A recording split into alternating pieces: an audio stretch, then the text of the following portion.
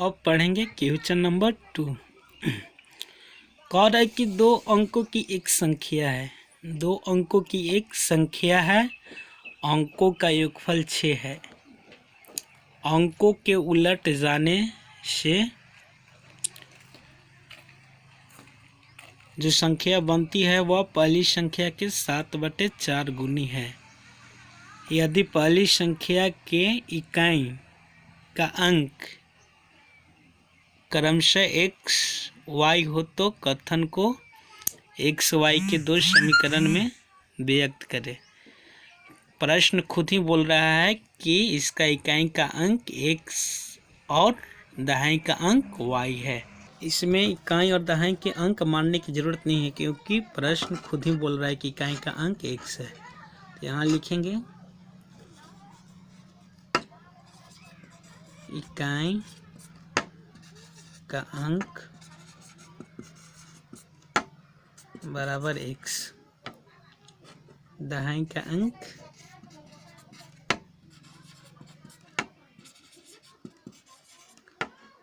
बराबर y।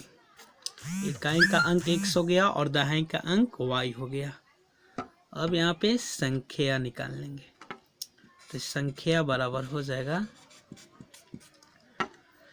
संख्या निकालने के लिए दहाई का मतलब 10 होता है, यानी दहाई के अंक में 10 से गुना करेंगे। तो दहाई का अंक यहाँ पे y है तो y में 10 से गुना करेंगे तो यहाँ क्या हो जाएगा 10y। और इकाई को जोड़ देंगे तो इकाई कितना है x है तो x से जोड़ दिए, इसमें x को जोड़ देंगे, ये हो गया संख्या। अब अंक पलटने पे प्राप्त संख्या, अंक पलटने पर प्राप्त संख्या,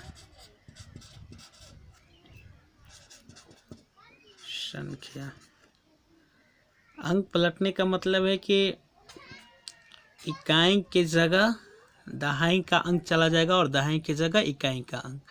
तो यहाँ 10, y क्या है दहाई है, बट यहाँ पे दहाई की जगह इकाई आएगा। इकाई कौन है x, और प्लस इकाई की जगह दहाई, दहाई कौन है y, तो यहाँ पे y हो जाएगा।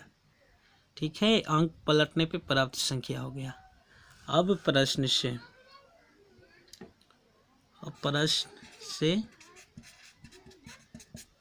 क्वेश्चन बोल रहा है, कि अंकों का योगफल 6 है। अंक, तो अंक इसमें कौन है x और y, दो ठो अंक है।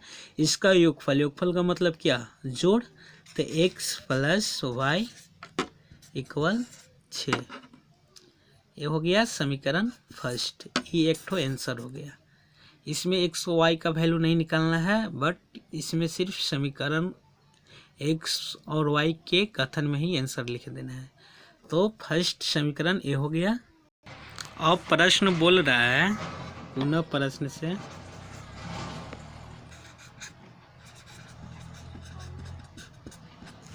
अब प्रश्न बोल रहा है कि जो अंक पलटने पे नई संख्या बनती है वह पहली संख्या के 7/4 गुनी हो जाती है।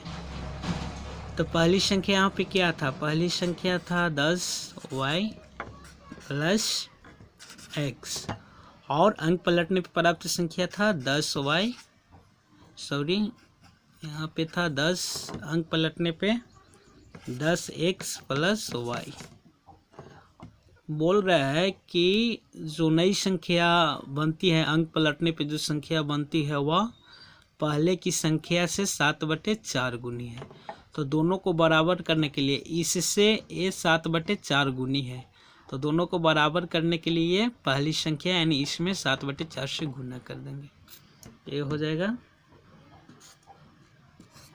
7/4 से गुना कर देंगे, ये बराबर हो जाएगा। ये समीकरण 2 हो गया आंसर।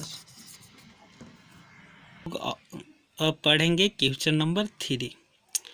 कहा है कि किसी भिन्न के अंश और हर में एक जोड़ देने पर, किसी भिन्न के अंश और हर में एक जोड़ देने पर वह 4 के बराबर हो जाता है, और अंश और हर में से एक घटा दे तो वह 7 के बराबर हो जाता है। तो कथन की समीकरण लिखें। सबसे पहले अंश और हर मान लेंगे। माना कि अंश बराबर x, अंश x हो गया, और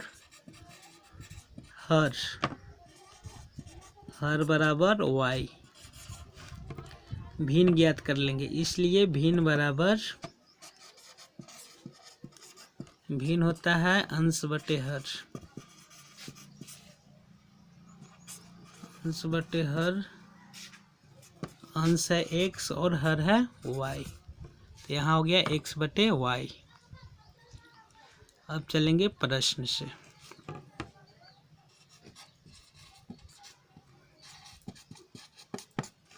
प्रश्न से बोल रहा है कि भिन्न के अंश और हर दोनों में एक जोड़ दिया जाए तो वह 4 हो जाता है।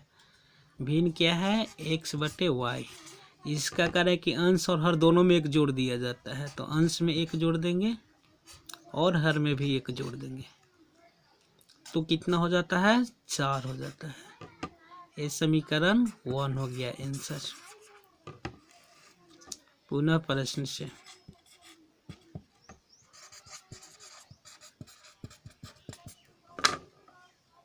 अब अंश और हर दोनों में से एक घटा दिया जाता है तो 7 हो जाता है। तो भिन्न क्या है? x बटे y। अब इसमें से करना क्या है? अंश हर में दोनों में से 1 घटा देना है। x में से 1 घटेगा और y में से। प्रश्न बोल रहा है कि भिन्न 7 हो जाता है, तो ये हो गया समीकरण 2 आंसर। क्वेश्चन नंबर 4 बोल रहा है कि 2 kg सेब और 1 kg अंगूर की कीमत, 2 kg सेब और 1 kg अंगूर की कीमत किसी दिन 160 रुपया पाया गया। कह रहे कि 2 kg सेब और 1 kg अंगूर की कीमत किसी दिन 160 रुपया पाया गया। एक महीने बाद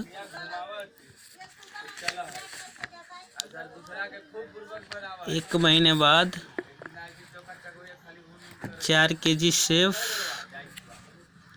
और 2 kg अंगूर के मूल्य 300 रुपया है। तो कथन के समीकरण बताएं और आलेख भी प्रदर्शित करें।